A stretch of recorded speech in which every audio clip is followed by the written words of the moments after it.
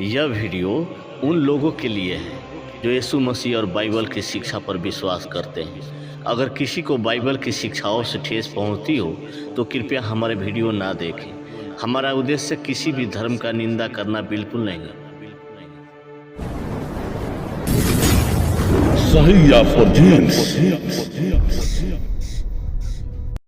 साथियों नमस्कार, मेरा नाम सन्नी उज्ज्वल है और मैं एक बार और YouTube चैनल के माध्यम से आप लोगों के बीच में हूँ। मैं आज एक बात पूछना चाहता हूँ आपसे, ख़ास करके उन हिंदू भाइयों से जो छत्तीसगढ़ में, बिहार में, यूपी में, मध्य प्रदेश में और संपूर्ण भारत के अलग अलग राज्य में कलीसियाओं पर अटैक करते हैं, चर्च के पासवान को परेशान करते हैं और उनके ऊपर धर्म परिवर्तन का केस लगाते हैं, धर्म परिवर्तन का आरोप लगाते हैं। तो सबसे पहले मैं आप लोगों से ये पूछना चाहूँगा कि धर्म परिवर्तन क्या होता है। मेरा ये जो वीडियो है ना, खास करके हिंदू भाई अच्छे से सुन लें, अच्छे से सुन लें मेरा वीडियो। क्या होता है धर्म परिवर्तन भाई? हमें तुम ये बताओ कि धर्म परिवर्तन क्या होता है। चलो ठीक है, मेरा नाम सन्नी उज्ज्वल है, मैं मालवा का रहने वाला हूँ, ठीक है, और मैं भोपाल के अंदर रहता हूँ। और धर्म परिवर्तन क्या होता है मैं तुम्हें समझाता हूँ कि धर्म परिवर्तन होता क्या है, ठीक है। 2005 में मेरी शादी हुई थी और शादी होने के बाद में हमारी एक रीति होती है कि हम लोग मंदिर जाते हैं और वहाँ पर नारियल चढ़ाते हैं। तो मैं अपनी पत्नी के साथ में और अपने कुछ रिश्तेदारों के साथ में मंदिर गया और वहाँ पर हम लोग नारियल चढ़ाने के लिए गए। तो हमारे गांव के पंडित जी ने नारियल मेरे हाथों से ले लिया और मुझे इस प्रकार से कहा कि भैया तुम अनुसूचित जाति के व्यक्ति हो, यानी कि दलित हो, मंदिर में नहीं चढ़ सकते, ठीक है। आप हमें नारियल दे दो, हम चढ़ा देंगे और आपको वापस दे देंगे।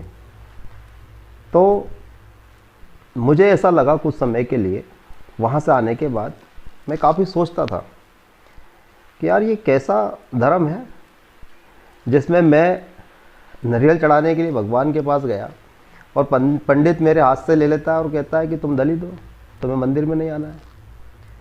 तो मुझसे भगवान अशुद्ध हो जाएगा, मतलब मैं अगर मंदिर में चला गया तो भगवान अशुद्ध हो जाएगा।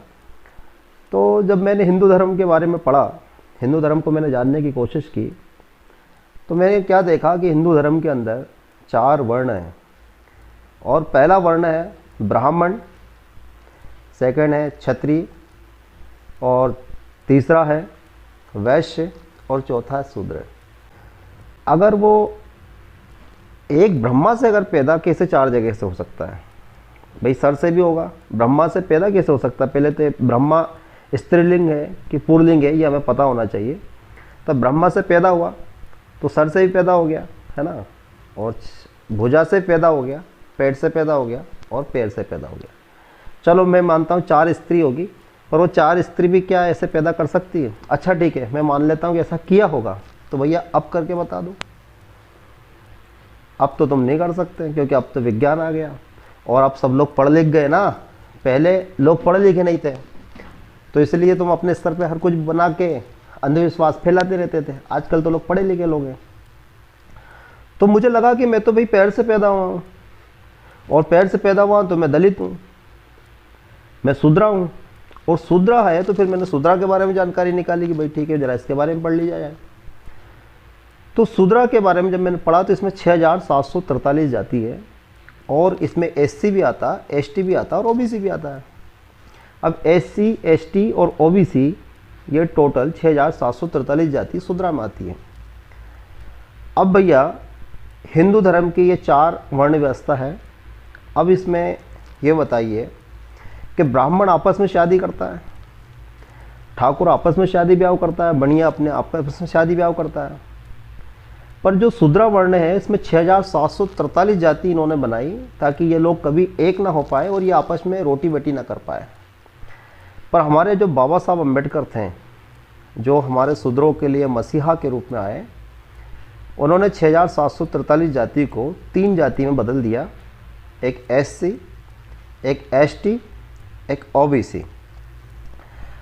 अब भाई हम तो SC वाले हैं और मैं तो सभी SC भाइयों से और ST, SC और OBC भाइयों से ये निवेदन करूँगा कि काल्पनिक चीज़ों को मत मानो, एक सच्चाई को मानो जो सत्य है और सत्य को अपनाओ, ठीक है। तो जब मैंने हिंदू धर्म के बारे में तो पढ़ लिया, फिर मैंने कुछ रिलीजनों के बारे में पढ़ना शुरू किया, जिसमें हिंदू था, मुसलमान था, सिख था, ईसाई था, जैन था, बौद्धिस्ट था, फारसी था, यूनानी था, मांदी था, कुशी था, बबई था, यजीदी था।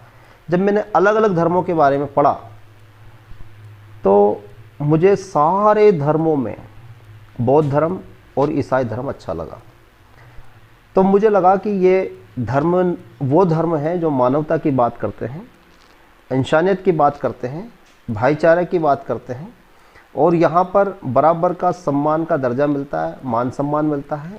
एक चमार जाति का व्यक्ति भी अगर प्रभु यीशु को मानता है तो पादरी बन जाता है और बड़े बड़े ब्राह्मण बनिया ठाकुर से जो लोग प्रभु में आए हैं, कन्वर्ट होके हुए हैं या जिन्होंने अपने मन को परिवर्तित किया है और जीवित परमेश्वर को उन्होंने ग्रहण किया है, वो उनके साथ में बैठता है। तो ईसाई धर्म में जातिवादी नहीं है। ईसाई धर्म में कभी ये नहीं पूछा जाता कि तेरी जात क्या है तभी हम तुझे बेटी देंगे। तो ईसाई धर्म में रोटी और बेटी है, यानी कि मानवता प्रथम है। और ईसाई धर्म ने पूरे वर्ल्ड को, पूरी दुनिया को स्वास्थ्य दिया है, शिक्षा दी है, समानता दी है, एडमिनिस्ट्रेशन दिया है, कानून दिया है। तो ईसाई धर्म को अगर कोई एक्सेप्ट करता है तो ये धर्म परिवर्तन नहीं है। मैं उस हिंदू धर्म में जितना खुश नहीं था उतना मैं खुश ईसाई धर्म में हूँ। और हमारे जो लोगों ने SC ST OBC के लोगों ने जो हिंदू धर्म का त्याग करके जो गौतम बुद्ध के अनुयायी बने, बौद्ध धर्म को अपनाया, प्रभु यीशु मसीह के अनुयायी बने, आज वो सब खुश हैं। और उनकी खुशी से ये कुछ लोग हैं, मैं पूरे हिंदू भाइयों को बुरा नहीं कह रहा हूँ, ये कुछ लोग हैं जो हिंदूवादी जहर पिला रहे हैं, ठीक है, कोई बात नहीं, पिलाओ। पर एक बात याद रखना, 1st सेंचुरी के अंदर एक किंग नीरो था, उसने भी तकरीबन 10 लाख यहूदियों को मारा था और यरूशलेम में, इज़राइल में आग लगा दी थी। और उसी टाइम में 1st सेंचुरी में मसीह समाज के ऊपर पहला परसिक्यूशन आया था। पर जितना ज़्यादा उनको सताया गया उतने ज़्यादा क्रिश्चियन बढ़ गए और आज दुनिया में नंबर 1 पे क्रिश्चियन है। तो इसलिए इन्हें सताना बंद करो, वरना ये भारत 2040 तक क्रिश्चियन बन जाएगा। तुम पूरी ताकत लगा लोगे तब भी नहीं रोक पाओगे, क्योंकि बाइबल का वचन ही ये कहता है कि तुम जितने सताए जाओगे उतनी जल्दी जल्दी परमेश्वर का वचन बढ़ेगा, उतनी जल्दी जल्दी लोग परमेश्वर में आएंगे। और मैं एक बात और पूछना चाहता हूँ, अभी छत्तीसगढ़ के अंदर लेटेस्ट एक घटना है जिसमें पास्टर प्रकाश के चर्च में 40-45 लोग एक साथ चले जाते हैं। वो अपने ही देवता की मूर्तियों को ले जाते हैं और वहाँ पे वो तोड़ते हैं, फेंक देते हैं, फाड़ देते हैं और कहते हैं पास्टर को कि तुमने इनका अपमान किया। वहाँ के पासवान को परेशान करते हैं, उन पे FIR दर्ज करवा देते हैं झूठी, और वो खुद ही तोड़ रहे हैं, वो खुद ही उसको फोड़ रहे हैं। अब बताओ एक पास्टर कभी ये करेगा? क्योंकि पास्टरों को ये सिखाया ही नहीं जाता है। जब पास्टर बाइबल कॉलेज में अपनी शिक्षा लेता है तो उसको बाइबल के वचन इस प्रकार से सिखाए जाते हैं कि अगर कोई तुम्हें इस गाल पर झापट मारे तो तुम ये गाल भी फेर देना, समझे? इसलिए कभी भी कोई क्रिश्चियन किसी को नहीं सताता है, समझे? परंतु ये लोग जाके ज़बरदस्ती उनको परेशान करते हैं। मैं मेरे हिंदू भाइयों से एक बात कहना चाहूँगा, जितने भी तुम लोग जो RSS की जो शाखाएं चला रहे हो, किसी दिन किसी मस्जिद के ऊपर तुम जाओ और उस मस्जिद के ऊपर जाके कोई नमाज पढ़ते टाइम में जाके इस प्रकार की हरकत करो। अगर तुम्हारी माँ ने दूध पिलाया है तो एक बार ऐसा करके दिखाना और फिर सन्नी उज्ज्वल से बात करके बताना, ठीक है? देखो, सीधे साधे पादरियों को सताना छोड़ दो, वरना क्या होगा ये आप भी नहीं समझ पाओगे, ठीक है। क्योंकि परमेश्वर की मार बहुत बुरी होती है।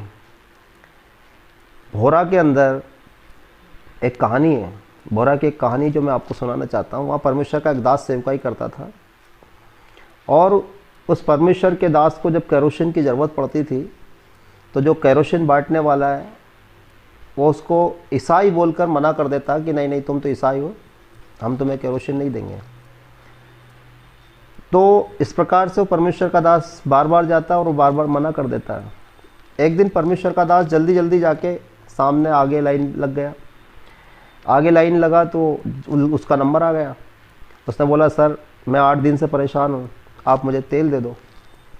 कहने लगा, अरे क्या का तेल, कोई तेल वेल नहीं मिलेगा तुमको, चले जाओ यहाँ से, तुम बाहर से आए हो, तुम बाहर के हो।